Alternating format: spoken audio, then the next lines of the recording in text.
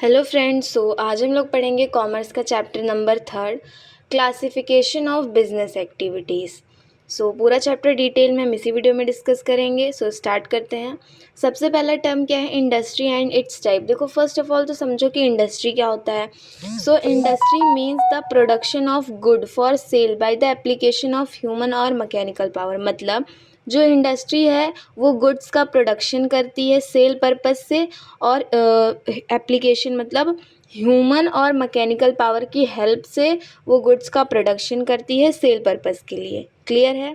अब देखते हैं कैरेक्टरिस्टिक्स ऑफ इंडस्ट्री। यहाँ पे कैरेक्टरिस्टिक्स ऑफ बिजनेस लिखा है, वो गलत है। यहाँ पे ये कैरेक्टरिस्टिक्स ऑफ इंडस्ट्री है। ठीक है, सबसे पहला क्या है? Economic activity. देखो यार, इंडस्ट्रीज़ जो हैं, इंडस्ट्रियल एक्टिविटीज़ जो हैं वो इकोनॉमिक एक्टिविटी हैं। क्यों? क्योंकि जो इनका पर्पस होता है वो क्या होता है? अर्निंग मनी होता है। और मैंने आपको बताया था कि जिसमें मनी का इन्वॉल्वमेंट होता है वो सारी एक्टिविटी कौन सी एक्टिविटी होती है? इकोनॉमिक एक्टिविटी होती है। देखो, सेकंड क्या है? प्रोडक्शन। जो इंडस्ट्री है वो प्रोडक्शन करती है वेरियस टाइप ऑफ गुड को, जिससे जो ह्यूमन वांट है वो सेटिस्फाई हो जाता है। ठीक है। डिस्ट्रीब्यूशन है। देखो, जो इंडस्ट्री है वो प्रोडक्शन तो करती है, साथ ही साथ डिस्ट्रीब्यूशन ऑफ गुड्स भी करती है। अलग अलग जगह पे उसको पहुंचाती है लोगों की नीड के हिसाब से। हाँ, बट मेन एम उसका प्रोडक्शन करना होता है। डिस्ट्रीब्यूशन इसके अलग अलग प्रोसेस होते हैं। ठीक है। फिर थर्ड क्या है हमारा? Creation of utility. देखो, यूटिलिटी मतलब होता है कोई भी चीज़, anything which satisfy our needs wants. ठीक है। तो जो इंडस्ट्री है वो क्या करती है? Industry create utility by converting raw material into useful products which can be use to satisfy human wants. Clear है? फिर क्या है? Economic development. देखो, जो इंडस्ट्री है वो इकोनॉमिक डेवलपमेंट करती है। कैसे करती है? देखो, वो नेशनल इनकम इंक्रीज़ करती है। ठीक है। और अगर फॉरेन में अपने प्रोडक्ट सेल करती है तो उससे भी अर्न करती है, एम्प्लॉयमेंट जनरेट करती है। तो इन सब की वजह से जो इकोनॉमिक डेवलपमेंट है वो काफ़ी अच्छे से होता है, इकोनॉमिक ग्रोथ होती है। ठीक है। फिर लास्ट क्या है? Part of business. देखो, इंडस्ट्री पार्ट ऑफ बिजनेस है। क्यों? क्योंकि देखो ये भी इकोनॉमिक एक्टिविटी है। ठीक है। और इंडस्ट्री में जो प्रोडक्ट बनते हैं, जिन प्रोडक्ट का प्रोडक्शन होता है, वही तो हम लोग सेल करते हैं ट्रेड और एड्स टू ट्रेड के थ्रू। अभी हम लोग इसको आगे डिटेल में डिस्कस करेंगे। फिर आते हैं टाइप्स ऑफ इंडस्ट्रीज। बेसिकली देखो, दो टाइप की इंडस्ट्री होती हैं, प्राइमरी इंडस्ट्री और सेकेंडरी इंडस्ट्री। देखो, प्राइमरी इंडस्ट्री वो इंडस्ट्री होती हैं जिसमें देखो जो बेसिक रॉ मटेरियल प्रोवाइड करती हैं, जो कि हमें नेचर से मिलते हैं। ठीक है। सेकेंडरी इंडस्ट्री को, और प्राइमरी इंडस्ट्री के भी दो टाइप्स होते हैं, जेनेटिक इंडस्ट्री और एक्सट्रैक्टिव इंडस्ट्री। अभी आगे पढ़ेंगे डिटेल में। फिर आते हैं सेकेंडरी इंडस्ट्री के ऊपर। देखो, सेकेंडरी इंडस्ट्री वो इंडस्ट्री होती हैं जो प्रोडक्ट हमें प्राइमरी इंडस्ट्री से मिलते हैं, तो जो सेकेंडरी इंडस्ट्री होती है उनको और अच्छे मतलब उनको मैन्युफैक्चरिंग करती है, और जो रॉ मटेरियल होते हैं और सेमी फिनिश्ड प्रोडक्ट्स होते हैं उनको फिनिश्ड प्रोडक्ट में कन्वर्ट करती है, फिर उसको सेल करती है। ठीक है। इसमें भी इसके दो टाइप्स होते हैं, एक होता है हमारा कंस्ट्रक्शन इंडस्ट्रीज़ और एक मैन्युफैक्चरिंग इंडस्ट्रीज़। अभी आगे डिटेल में पढ़ेंगे। क्लियर है? सबसे पहले हम प्राइमरी इंडस्ट्री के बारे में डिटेल में पढ़ते हैं। देखो, मैंने आपको बताया कि प्राइमरी इंडस्ट्री वो इंडस्ट्री होती है जो बेसिक रॉ मटेरियल प्रोवाइड करती हैं सेकेंडरी इंडस्ट्री को नेचुरल सोर्सेज से। ठीक है। ये बेसिकली दो टाइप की होती हैं, जेनेटिक इंडस्ट्री और एक्सट्रैक्टिव इंडस्ट्री। तो सबसे पहले समझते हैं कि जेनेटिक इंडस्ट्री क्या होता है। देखो, ये किस पे बेस्ड होती है? लिविंग ऑर्गेनिज्म पे, रिप्रोडक्शन एंड ग्रोथ के लिए। मतलब देखो, इसमें क्या होता है, इसमें ब्रीडिंग करवाई जाती है, रिप्रोड्यूस करवाया जाता है और उसको मल्टीप्लाई करवाया जाता है कुछ स्पीशीज़ को, प्लांट और एनिमल की। किस पर्पज़ से करवाया जाता है? प्रॉफिट अर्निंग के लिए, उनको बेच सकें। जैसे इसके एग्जांपल हो गए, पोल्ट्री फार्म हो गया, प्लांट नर्सरी हो गई, और डेयरी फार्मिंग हो गया, कैटल ब्रीडिंग हो गया, ये सब। क्लियर है? मतलब नेचर मेड गुड को, लिविंग ऑर्गेनिज्म को ही रिप्रोड्यूस कराना। ठीक है। ब्रीडिंग कराना ताकि वो और ज़्यादा हो सकें और टेन टू मल्टीप्लाई हो सकें कुछ स्पीशीज़, प्लांट और एनिमल्स की। ठीक है। और उसको सेल कर सकें। किस पर्पज़ से सेल कर सकें? प्रॉफिट अर्न करने के पर्पज़ से। क्लियर है?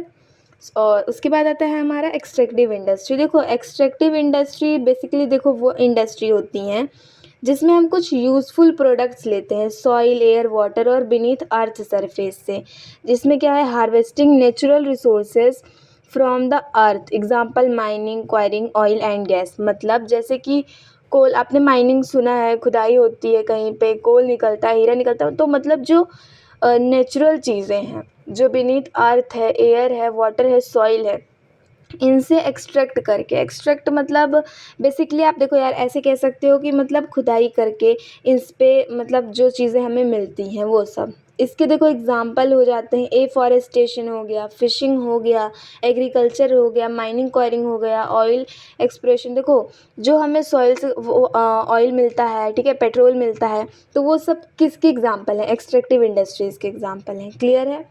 अब दोनों में देखो डिफरेंस क्या होते हैं। देखो डिफरेंस बेसिकली देखो जेनेटिक इंडस्ट्री में हम लोग लिविंग थिंग को जो मतलब लिविंग थिंग्स होती हैं उनको रिप्रोड्यूस करवाते हैं, उनको ब्रीडिंग करवाते हैं, ठीक है। बट एक्सट्रैक्टिव इंडस्ट्री में नॉन लिविंग रिसोर्सेज का हम लोग यूज़ करते हैं, ठीक है। और जेनेटिक में हम लोग रिन्यूएबल रिसोर्सेज का यूज़ करते हैं और एक्सट्रैक्टिव में नॉन रिन्यूएबल रिसोर्सेज का यूज़ करते हैं, ठीक है। और इसका बेसिकली फोकस किस पे होता है? ग्रोथ और हार्वेस्ट पे, लेकिन एक्सट्रैक्टिव का किस पे? रिमूवर और डेप्रिएशन पे। क्लियर है इतना? अब हम देखते हैं कि सेकेंडरी इंडस्ट्री क्या होता है। सो सेकेंडरी इंडस्ट्री सबसे पहले तो समझते हैं सेकेंडरी इंडस्ट्री होता क्या है। तो industry which use the material provided by primary industry are called secondary industry. Clear? और ये दो टाइप्स की होती हैं, मैन्युफैक्चरिंग इंडस्ट्री और कंस्ट्रक्टिव इंडस्ट्री। क्लियर है? सो एक एक करके देखते हैं। सबसे पहले देखते हैं कि मैन्युफैक्चरिंग इंडस्ट्री क्या होती हैं। देखो मैन्युफैक्चरिंग इंडस्ट्री वो इंडस्ट्री होती हैं जो क्या करती हैं? ट्रांसफॉर्मेशन करती हैं रॉ मटेरियल का और सेमी फिनिश्ड प्रोडक्ट्स का फिनिश्ड प्रोडक्ट में, ठीक है। उसका शेप, साइज़, उसका मटेरियल ये सब चेंज कर देती हैं। और इसके कुछ एग्जांपल हैं, एनालिटिकल है, केमिकल है, असेंबलिंग है, पैकेजिंग एंड डिस्ट्रीब्यूशन है। देखो सबसे पहले तो सारी चीज़ों को अलग अलग करती हैं, फिर उसमें देखती हैं कौन सा केमिकल मिक्स विक्स करना है, फिर इसको असेंबल करती हैं, फिर इसको पैक करती हैं और फिर डिस्ट्रीब्यूट करती हैं। क्लियर है इतना? उसके बाद हम सेकंड देखते हैं हमारा कंस्ट्रक्शन इंडस्ट्री क्या होता है। देखो कंस्ट्रक्शन इंडस्ट्री वो इंडस्ट्री होती हैं जो कि कंस्ट्रक्शन में, इरिगेशन में, फैब्रिकेशन में इन्वॉल्व होती हैं। जैसे कंस्ट्रक्ट करती हैं, ये ब्रिज हो गया, रोड हो गया, डैम्स हो गए और कैनाल्स हो गए, ये सब सारी चीज़ें होती हैं कंस्ट्रक्शन इंडस्ट्री में। क्लियर है? देखो यहाँ पे मैन्युफैक्चरिंग इंडस्ट्री और कंस्ट्रक्शन इंडस्ट्री में डिफरेंस दिया है, सो आप इससे मतलब आपको और अच्छे से क्लियर हो जाएगा। क्लियर है इतना? अब हम अपना नेक्स्ट टॉपिक देखते हैं, टेरिटरी इंडस्ट्री। देखो इन दोनों इंडस्ट्री को छोड़ने के बाद एक थर्ड टाइप की भी इंडस्ट्री होती हैं जिसको हम लोग कहते हैं टेरिटरी इंडस्ट्री। देखो जो टेरिटरी इंडस्ट्री होती हैं वो सपोर्ट प्रोवाइड करती हैं, ठीक है। सपोर्ट सर्विस प्रोवाइड करती हैं किसको? प्राइमरी और सेकेंडरी इंडस्ट्री को। जैसे कि ट्रांसपोर्टेशन हो गया, वेयर हाउसिंग हो गया, बैंकिंग हो गया, इंश्योरेंस, पैकेजिंग, एडवर्टाइजिंग, ये सब अभी आगे डिटेल में पढ़ेंगे इसको। देखो ये दो टाइप की होती हैं, इसमें एक होता है हैवी इंडस्ट्री, ठीक है, और एक होता है लाइट इंडस्ट्री। तो जो हैवी इंडस्ट्री होती हैं उसमें मतलब एडवांस टेक्नोलॉजी लगती है, ज़्यादा कैपिटल लगती है, जैसे कि शिप हो गया, एयरक्राफ्ट हो गया, लोकोमोटिव्स हो गया और बहुत बड़ी बड़ी मशीनरी हो गई, ये सब किस में आता है? हैवी इंडस्ट्री में आता है। और लाइट इंडस्ट्री में बेसिकली जैसे कॉस्मेटिक का सामान हो गया, बिस्किट हो गया, स्टेशनरी हो गया, मतलब लाइट वेटेड सामान आते हैं। क्लियर है? देखो अब इसके बाद हम देखते हैं एमएसएमई मतलब micro small medium and large unit industry. देखो जो क्या कहते हैं डेवलपमेंट एक्ट 2006 है, उसने जो इंडस्ट्री है उनको इन बेसिकली चार टाइप में क्या किया है? डिफ़ाइन किया है। सबसे पहले आते हैं माइक्रो इंडस्ट्री, सबसे छोटी यूनिट होती है इंडस्ट्री की। और देखो इसमें जो इन्वेस्टमेंट लगती है प्लांट और मशीनरी पे वो 25 लाख से ज़्यादा नहीं होती है, ठीक है। लेकिन जो स्मॉल यूनिट इंडस्ट्री होती है माइक्रो के बाद आती है और इसमें जो इन्वेस्टमेंट लगती है प्लांट पे, मशीनरी पे, वो 25 लाख से ज़्यादा होती हैं और 5 करोड़ से कम होती हैं। और मीडियम यूनिट इसके बाद आती है, इसमें जो इन्वेस्टमेंट लगती है प्लांट और मशीनरी पे वो 5 करोड़ से ज़्यादा होती हैं लेकिन 10 करोड़ से कम होती हैं। और फिर आता है लार्ज यूनिट इंडस्ट्री, सबसे बड़ी। इसमें जो इन्वेस्टमेंट लगती है प्लांट और मशीनरी पे वो 10 करोड़ से ज़्यादा रहती है और इसकी अभी मतलब कोई लिमिट नहीं रहती है, ठीक है। तो ये थोड़ा इम्पॉर्टेंट है तो इसको थोड़ा ध्यान से देख लेना क्योंकि इससे क्वेश्चन पूछ लिए जाते हैं। उसके बाद हम देखते हैं role of small business in India. देखो जो बिज़नेस का रोल है वो क्या है, स्मॉल बिज़नेस का क्या रोल है इंडिया में, तो देखते हैं। सबसे पहला क्या होता है? एम्प्लॉयमेंट। यार देखो सीधी सी बात है, कोई भी बिज़नेस हो एम्प्लॉयमेंट जनरेशन तो करेगा ही करेगा, और अगर वो एम्प्लॉयमेंट जनरेशन करेगा तो स्टैंडर्ड ऑफ लिविंग लोगों का अच्छा होगा।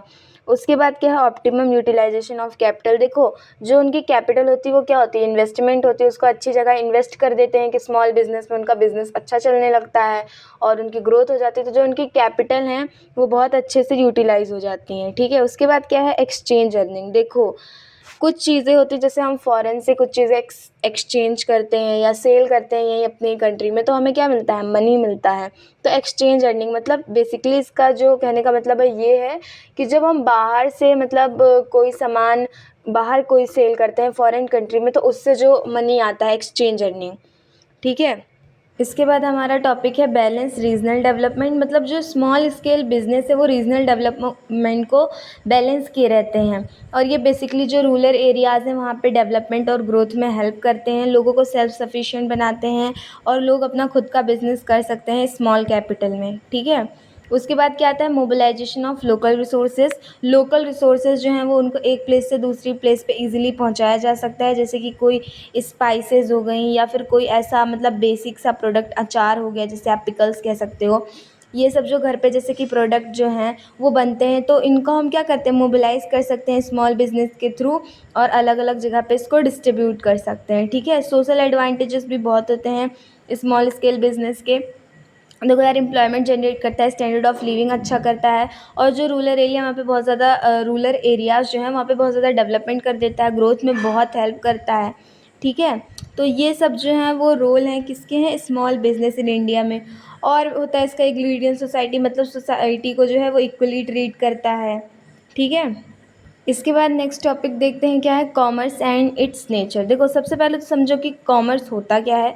सो commerce refers to all those activities for bringing good from the place of production to the place of consumption. मतलब देखो जो कॉमर्स होता है वो सारी एक्टिविटीज़ होती है, मतलब जहाँ पे गुड बन रहा होता है। ठीक है, जहाँ पे उसका प्रोडक्शन होता है और जहाँ पे उसकी ज़रूरत होती है, जहाँ पे उसका कंजप्शन होता है, उसको वहाँ तक पहुँचाता है, उसको ही हम लोग क्या कहते हैं, कॉमर्स कहते हैं। ठीक है, अब कैरेक्टरिस्टिक्स ऑफ कॉमर्स के देखो ये भी इकोनॉमिक एक्टिविटी है, क्योंकि इसमें भी मतलब मनी अर्न होता है, इसमें भी buying and selling of goods और सर्विसेज होता है, एक्सचेंज होती है कॉमोडिटीज़ और कंट्रीब्यूशन होता है फिनिश्ड प्रोडक्ट का। ठीक है, exchange of good and services मैंने आपको बताया, इसमें भी क्या होता है प्रॉफिट मोटिव होता है। हाँ यार अगर चीज़ें मतलब कह सकते हो आप एक जगह से दूसरी जगह पे अगर आप डिस्ट्रीब्यूट कर रहे हो, सेल कर रहे हो, तो आप मनी तो लोगे ही, प्रॉफिट मोटिव इसका भी होता है। रेगुलेटरी ट्रांजेक्शन रेगुलर बेसिस पे होता है, कोई भी आइसोलेटेड या सिंगल ट्रांजेक्शन जो होता है वो नहीं कहलाएगा कॉमर्स। ठीक है, क्रिएशन ऑफ यूटिलिटी, बहुत सारी यूटिलिटी क्रिएट करता है यार, टाइम यूटिलिटी, प्लेस यूटिलिटी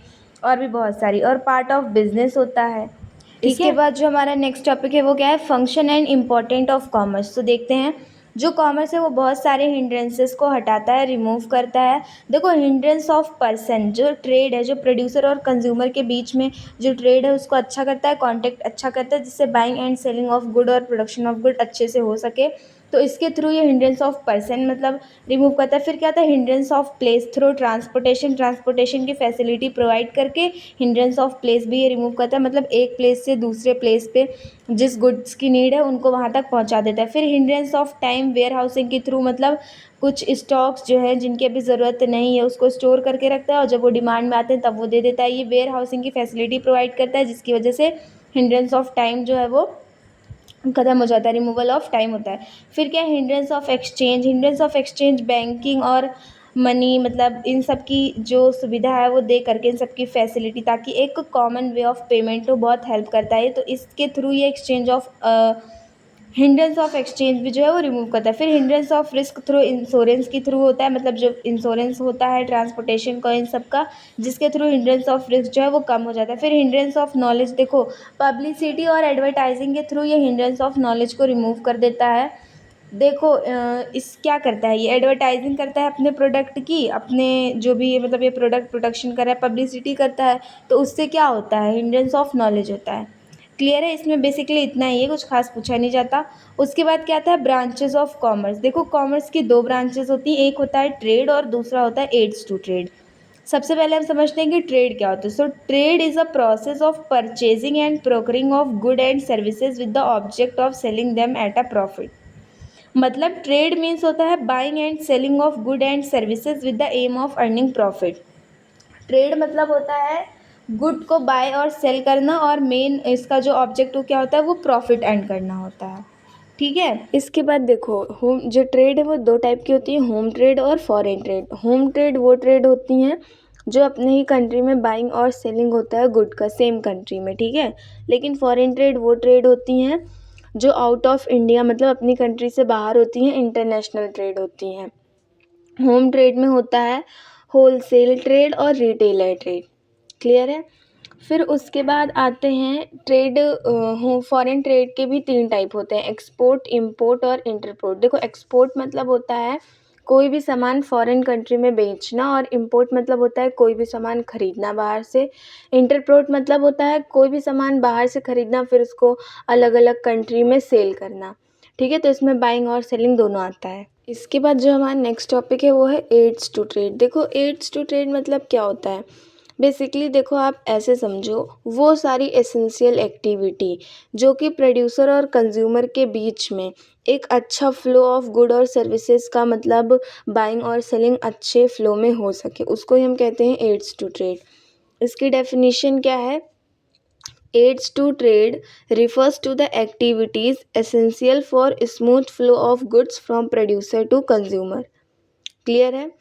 उसके बाद देखो जो ये एड्स टू ट्रेड जो है उसके कुछ मेन एड्स क्या है, ट्रांसपोर्टेशन है, मैंने इसके पहले आपको बताया था कि जो ट्रांसपोर्टेशन है वो क्या करता है, जो ट्रांसपोर्टेशन होता है वो हिंड्रेंस ऑफ प्लेस को रिमूव करता है, ठीक है, ये ट्रांसपोर्टेशन की फैसिलिटी प्रोवाइड करके। फिर सेकंड क्या है, वेयर हाउसिंग है, जो वेयर हाउसिंग है वो क्या करता है, हिंड्रेंस ऑफ टाइम को बचाता है, ठीक है। उसके बाद क्या होता है, इसमें ट्रेड होता है, जो ट्रेड है वो हिंड्रेंस ऑफ पर्सन को रिमूव करता है, क्लियर है। उसके बाद क्या है, इंश्योरेंस। देखो वो इंश्योरेंस की फैसिलिटी प्रोवाइड करवा देता है जिससे कि हिंड्रेंस ऑफ रिस्क जो है वो कम होता है, ठीक है। फिर बैंकिंग एंड फाइनेंसिंग है, बैंकिंग और फाइनेंसिंग से वो हिंड्रेंस ऑफ एक्सचेंज को रिमूव करता है। फिर क्या है, एडवर्टाइजिंग एंड पब्लिसिटी, उसके थ्रू वो हिंड्रेंस ऑफ नॉलेज को रिमूव करता है। फिर क्या है, कम्युनिकेशन, लोगों के बीच में कम्युनिकेशन अच्छा रहता है, ठीक है। सो बेसिकली ये होता है। आप तीनों में डिफरेंस देख लेते हैं क्या है इंडस्ट्री, कॉमर्स और ट्रेड में। यहाँ पे कुछ डिफरेंस दिए हैं जिससे आपको और अच्छे से क्लियर हो जाएगा। देखो जो इंडस्ट्री है वो प्रोडक्शन ऑफ गुड करता है, और जो कॉमर्स है वो एक्सचेंज की फैसिलिटी प्रोवाइड करता है, और जो ट्रेड है वो ट्रांसफ़र ऑफ ऑनरशिप करता है, क्लियर है। ऐसे ही आप पे सारे डिफरेंस देखना, आपको और अच्छे से क्लियर हो जाएगा। जो इसके बाद देखो जो कॉमर्स है, इंडस्ट्री और ट्रेड है, इन तीनों के बीच में एक बहुत अच्छा बॉन्ड है, मतलब एक बहुत अच्छा रिलेशन है, और ये तीनों एक दूसरे के बिना सर्वाइव नहीं कर सकते हैं। जैसे कि देखो आपको पता है जो इंडस्ट्री है वो क्या करती है, प्रोडक्शन ऑफ गुड करती है। कॉमर्स क्या करता है, उसको डिस्ट्रीब्यूशन करता है मार्केट में। और ट्रेड क्या करता है, ट्रांसफेबिलिटी ऑफ ऑनरशिप, मतलब उसको बाय और सेल करता है प्रॉफिट मोटिव से, क्लियर है। सो ये चैप्टर इसी के साथ फिनिश हो गया। आई होप आपको सब क्लियर हो गया होगा।